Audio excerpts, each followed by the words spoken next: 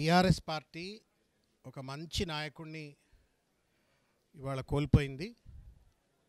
తెలంగాణ ఒక మంచి శాసనసభ్యుడిని కోల్పోయింది. హైదరాబాద్ నగరం ప్రజల కోసం పనిచేసేటువంటి, పేద ప్రజలకు అండగా ఉండేటువంటి ఒక మాస్ లీడర్ను ఇవాళ కోల్పోయింది. చాలా బాధాకరమైనటువంటి ఒక సంఘటన ఇది. దాదాపు 48 గంటల పాటు ఆయన హాస్పిటల్లో మృత్యువుతో పోరాడిండు. దురదృష్టవశాత్తు భగవంతుడి వాళ్ళ వారిని తీసుకెళ్ళటం అనేటువంటిది ఇది పేద ప్రజలకు నష్టం, బీఆర్ఎస్ పార్టీకి నష్టం. మంచి మృదు స్వభావి, ఎవరన్నా నాకు ఆపద ఉంది అంటే నేనున్నా అని చెప్పని అందుబాటులో ఉండేటువంటి ఒక మంచి నాయకుడు. It's a great loss to everybody.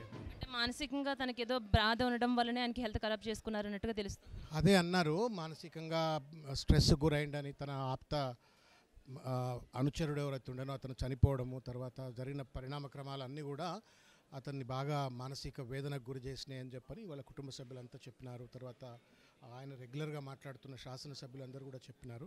ఏది ఏమైనప్పటికీ కూడా ఇంకా వివరాలన్నీ కూడా తర్వాత బయటకు వస్తాయి. ఇప్పుడు కార్యక్రమం జరుగుతూ ఉంది, వారి అంతిమ సంస్కారానికి సంబంధించిన కార్యక్రమం జరుగుతూ ఉంది.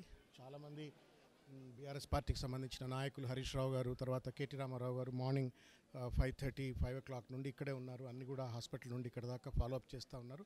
మేమంతా కూడా కార్యకర్తలము, నాయకులు అందరం కూడా ఇక్కడ ఉన్నాము. చాలామంది అటు ఆంధ్రప్రదేశ్ నుండి వచ్చినారు, తర్వాత తెలంగాణ నలుమూలల నుండి కూడా చాలా పెద్ద ఎత్తున నాయకులు, తర్వాత కార్యకర్తలు, ప్రజలంతా వచ్చినారు.